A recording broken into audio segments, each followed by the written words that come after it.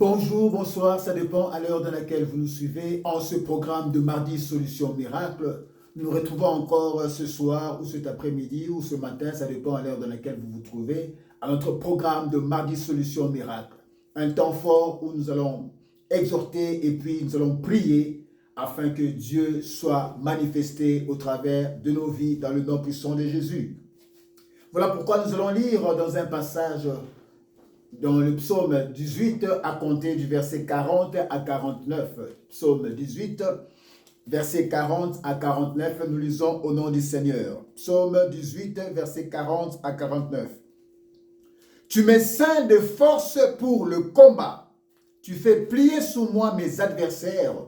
Tu fais tourner le dos à mes ennemis devant moi et j'extermine ceux qui me haïssent.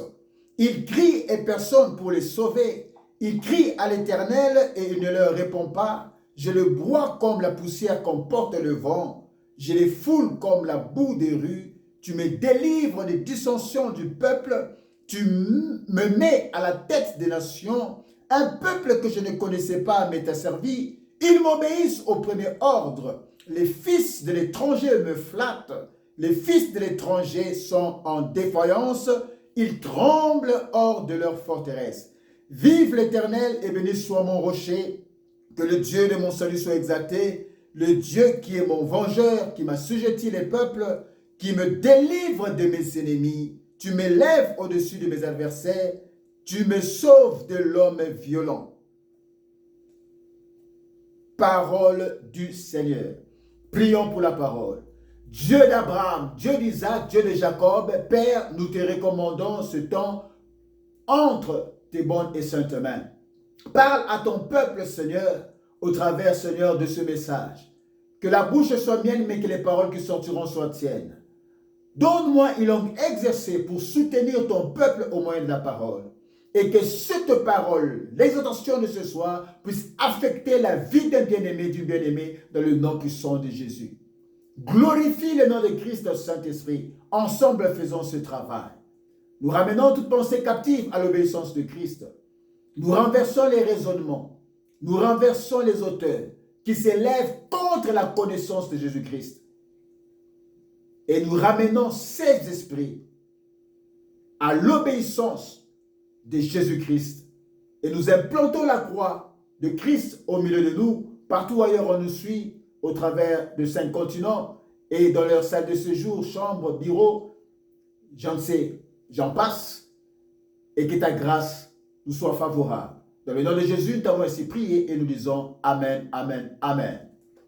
Oui, bien-aimés, tel que nous venons de le lire dans ce passage puissant de Psaume 18 à compter du verset 40 à 49, c'est le psaume de David. De David, c'est l'homme selon le cœur de Dieu, l'homme oint qui a fait ce psaume.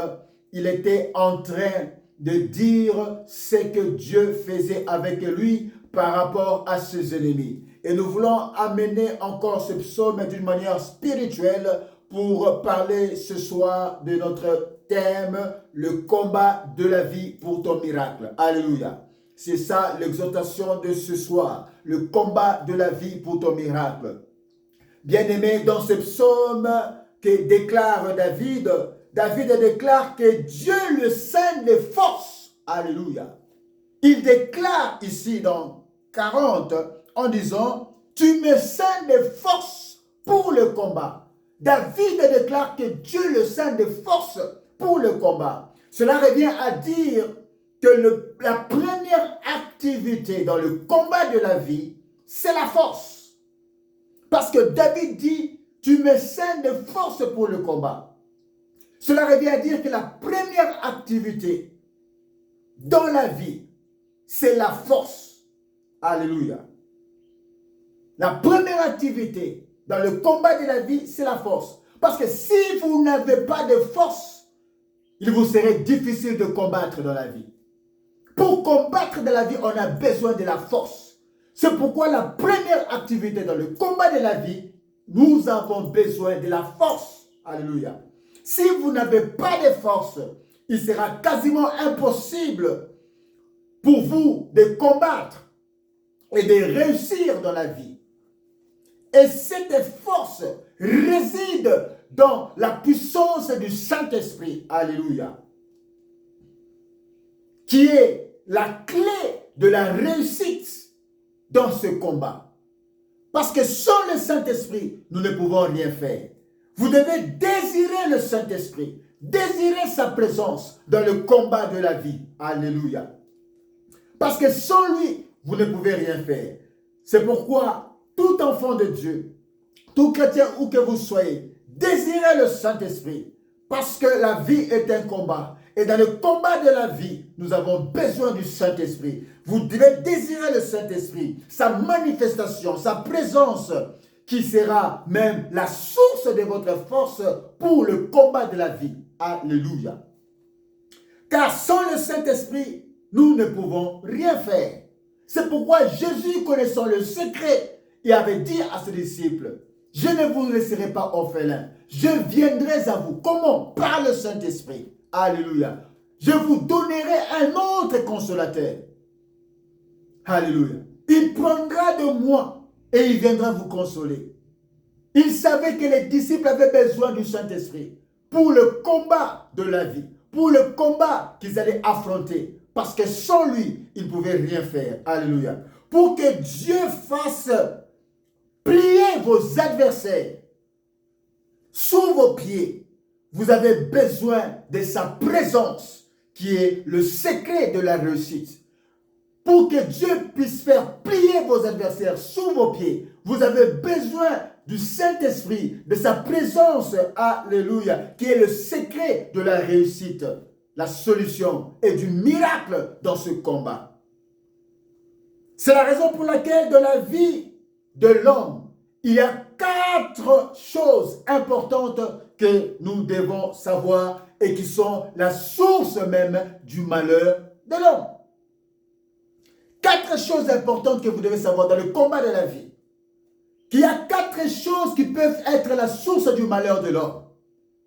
Premièrement, ça peut être l'homme lui-même, qui est la source de son propre malheur. Deuxièmement, c'est le diable, ou ce pauvre diable, qui peut être la source de votre malheur. Troisième chose, ça peut être l'environnement. Le monde environnant. Votre environnement peut être la source de votre malheur. Et quatrième chose, ça peut être Dieu lui-même. Dieu lui-même peut être la source de votre malheur. Alléluia. Mais pour votre bien.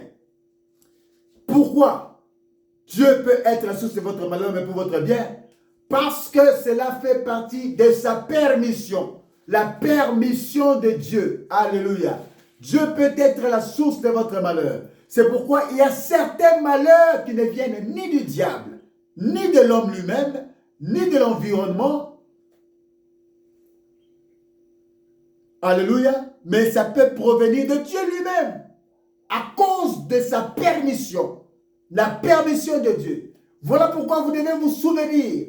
Lorsque les disciples ont vu un enfant né aveugle dès naissance, ils posèrent la question à Jésus de savoir, Seigneur, qui a péché? Serait-ce lui ou ses enfants ou ses parents qui ont péché pour qu'il soit né aveugle?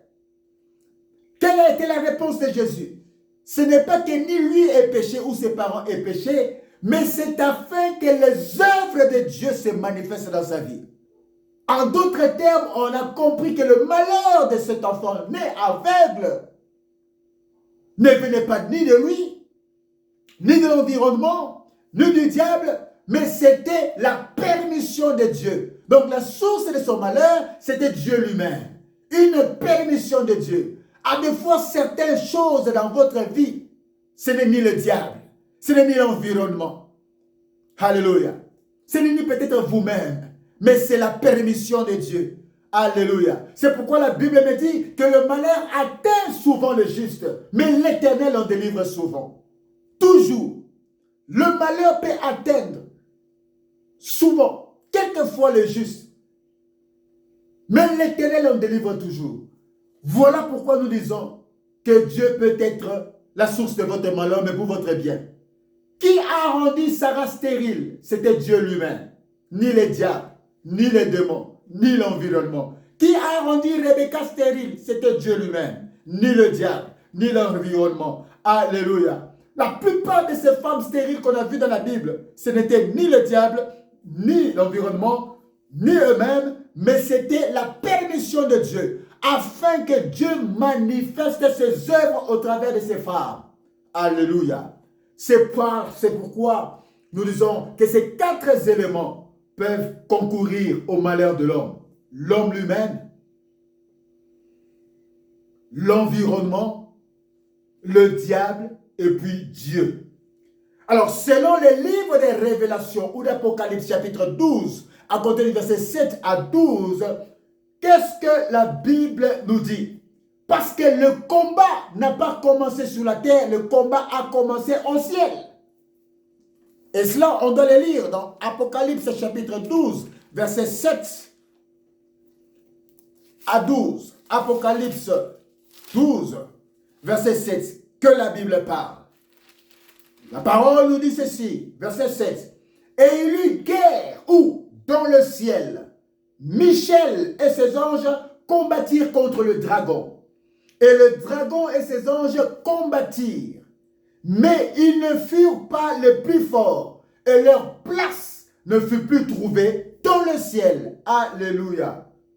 Et il fut précipité. Qui? Le grand dragon, le serpent ancien appelé le diable et Satan. Celui qui séduit toute la terre, il fut précipité sur la terre et ses anges furent précipités avec lui. Alléluia. Voilà ce que c'est et où a commencé le combat. Ça n'a pas commencé ici, mais ça a commencé au ciel. Alléluia. Très important, bien-aimé. C'est pourquoi il y a 3 choses qui attestent que la vie de l'homme sur la terre est une vie de combat. Alléluia. Parce que le combat, premièrement, n'a pas commencé sur la terre, ça a commencé au ciel. Michel et ses anges combattirent contre le diable et ses acolytes qui furent aussi précipités. Voilà, quand il est venu sur la terre, il a commencé encore à accumuler ce combat. Alléluia. Et quand il est sur la terre, nous devons comprendre en tant qu'humains qu'il y a 3 choses qui attestent la vie de l'homme sur la terre.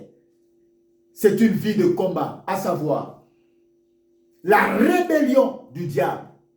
Ça a entraîné le combat sur la terre. Deuxième chose, la mort. Nous sommes toujours prédisposés à la mort. La mort est un combat. Alléluia. Parce que tout le monde est exposé à la mort. Un jour ou l'autre, nous mourrons.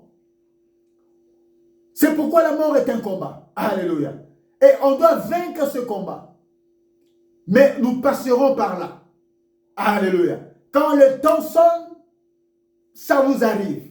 Voilà le combat. Et la 3e chose, c'est la chute de l'homme. La chute de l'homme a orchestré aussi le combat de la vie. Alléluia.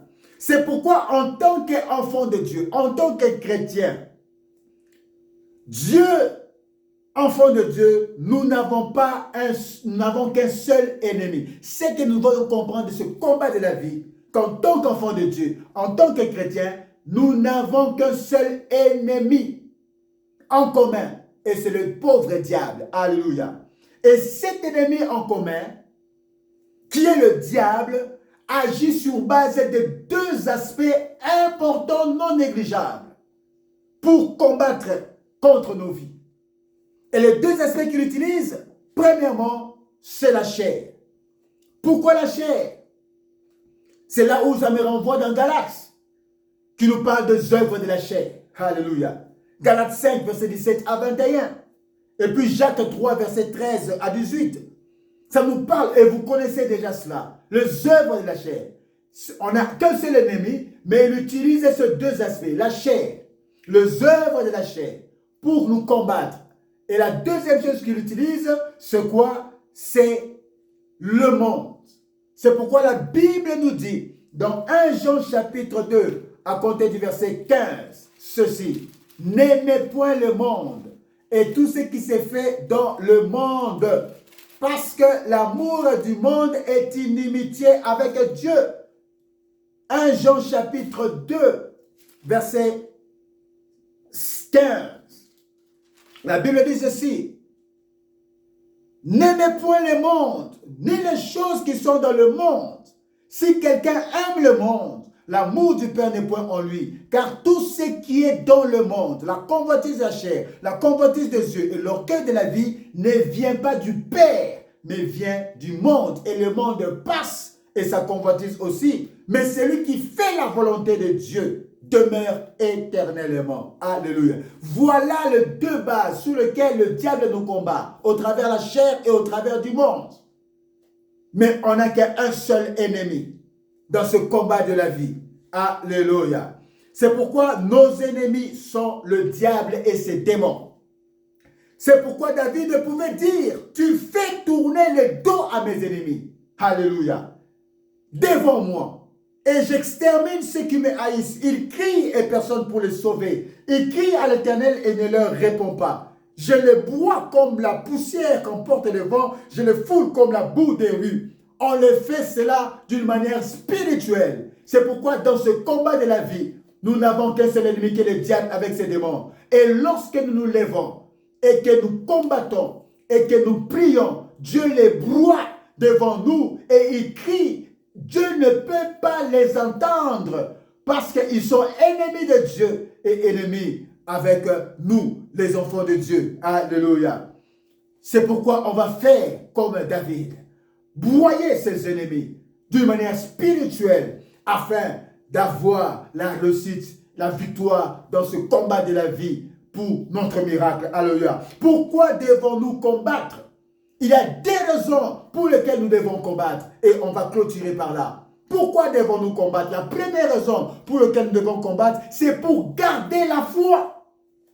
C'est pourquoi Jésus a dit, lorsque le Fils de l'homme reviendra, trouvera-t-il la foi? Ce n'est pas le combat, alléluia, de ce que nous voyons, mais c'est le combat de la foi. Nous combattons pour garder la foi, pour conserver la foi, pour nous maintenir dans la foi, dans ce combat de la vie, pour notre miracle. Alléluia. C'est pourquoi 1 Timothée chapitre 6, verset 12, qu'est-ce que la Bible nous dit, que la Bible parle? 1 Timothée chapitre 6, verset 12, nous dit exactement ceci.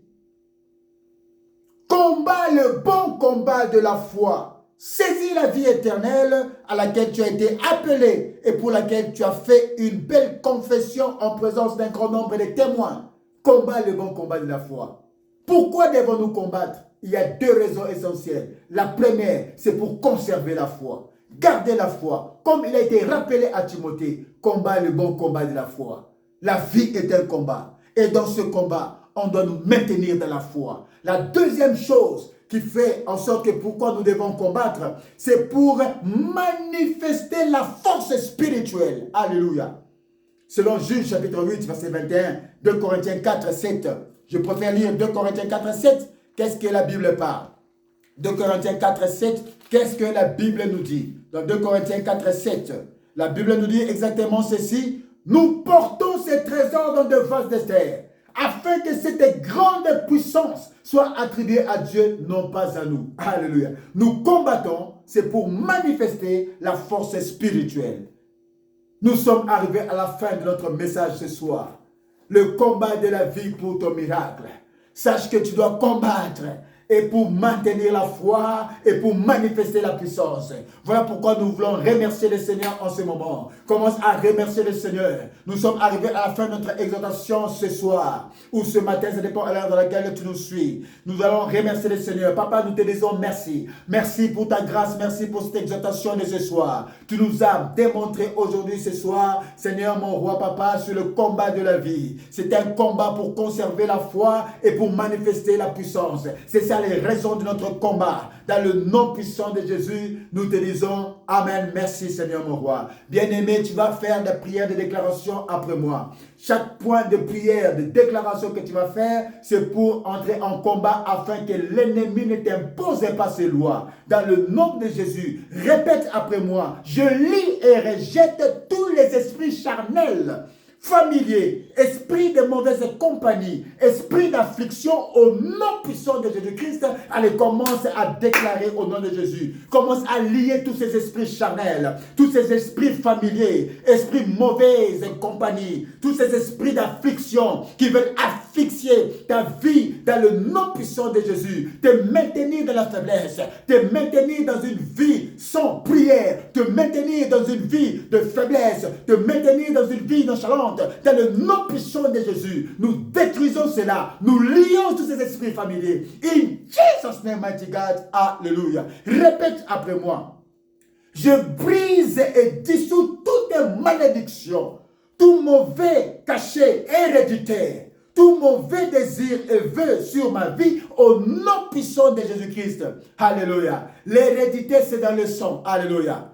À deux fois dans le sang, il y a le gène. Ce qui était arrivé à tes parents peut descendre sur toi. Mais tu es en Christ Jésus. Voilà pourquoi le sang de Jésus doit laver tout ce qui était de l'hérédité qui était mauvaise. Alléluia. C'est pourquoi tu brises cela. Dans le nom de Jésus, toute forme de malédiction, toute forme de mauvais cachet héréditaire soit neutralisée dans ton sang, dans le nom puissant de Jésus. Tout mauvais désir et vœu sur ta vie au nom de Jésus-Christ, nous brisons cela au nom de Jésus. Commence à les briser, commence à les néantir dans le nom puissant de Jésus, dans les combats de la vie que tu as, dans le nom de Jésus. In Jesus' name, mighty God. Répète après moi. Je combats tous les vœux sataniques qui sont contre ma vie, contre ma famille et contre mes projets au nom puissant de Jésus-Christ. Allez, commence à combattre tous les vœux sataniques, tous les vœux du diable, tous les vœux de ces démons sur ta vie, sur ta famille, sur ton sommeil, sur ton foyer, sur tes enfants, dans le nom de Jésus-Christ. Et sur tes projets, que ça soit anéanti dans le nom puissant de Jésus. Nous l'anéantissons. In Jesus' name, mighty God. Je combats tous ces vœux sataniques contre ma vie, contre ma famille, mes projets, au nom puissant de Jésus-Christ. Alléluia. Répète après moi. Je combats tout sacrifice satanique contre ma vie au nom puissant de Jésus-Christ. Allez, commence à déclarer. Combat tous les sacrifices sataniques qui sont contre ta vie. Ils ont fait les sacrifices pour que tu sois faible de la vie. Commence à combattre tous ces sacrifices sataniques contre ta vie. Dans le nom puissant de Jésus, nous les renversons. Nous les anéantissons. Je les déclare et je décrète. Je combats cela. J'anéantis cela. Dans le nom puissant de Jésus. Alléluia. Répète après moi ce 5e point de prière. J'interdis à l'ennemi d'agir dans n'importe quel domaine de ma vie. Au nom puissant de Jésus-Christ de Nazareth, commence à interdire à l'ennemi de commencer à agir dans n'importe quel domaine de ta vie. Ta vie spirituelle, ta vie sociale, ta vie matérielle, ta vie financière. Commence à donner l'embargo, l'interdiction à l'ennemi d'agir dans n'importe quel domaine de ta vie. Dans le nom puissant de Jésus, je déclare et je décrète. J'interdis à l'ennemi d'agir dans n'importe quel domaine de ma vie, dans n'importe quel domaine de la vie de mon frère, dans n'importe quel domaine de la vie de ma soeur, dans le nom puissant de Jésus, que ça soit anéanti in Jesus' name, mighty God. Notre 6e point de prière, répète après moi. J'annule et je rends sans effet toutes les commandes faites par la puissance des ténèbres contre ma prospérité. Au nom puissant de Jésus-Christ, allez, commence à annuler et commence à rendre sans effet toutes les commandes faites par les puissances sataniques contre ta prospérité, contre ta vie, dans ce combat de la vie, pour t'affaiblir, pour t'anéantir, que ça soit brisé au nom puissant de Jésus. Nous l'anéantissons, nous les détruisons. In Jesus' name, mighty God. Alléluia. Notre dernier point de prière, répète après moi. Satan, pauvre diable, je te débarrasse de la clé de me percer. Au nom puissant de Jésus-Christ de Nazareth. Répète après moi. Satan, pauvre diable, je te débarrasse de mes clés de percer. Je te débarrasse de la clé de me percer au nom puissant de Jésus de Nazareth. Allez, commence à débarrasser les diables des clés de tes percées dans le nom puissant de Jésus-Christ. Parce que Jésus a ravi les clés. La clé de la vie de la mort et du séjour des morts. Il les a ravis. Voilà pourquoi on met un embargo sur lui. On se débarrasse des clés de percée de ta vie. Commence à te débarrasser de ces clés.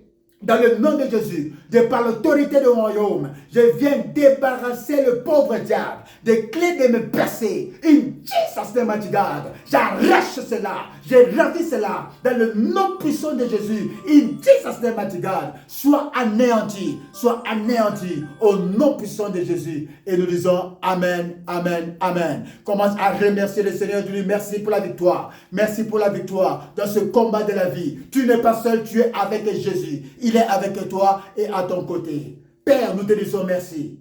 Merci pour ce message. Merci pour le temps de prière. Merci car tu exauces mon frère, ma soeur, dans ce combat de la vie pour garder la foi et pour manifester la puissance. In Jesus' name, mighty God, ainsi nous avons prié et nous disons Amen, Amen, Amen. Que Dieu vous bénisse, bien-aimés.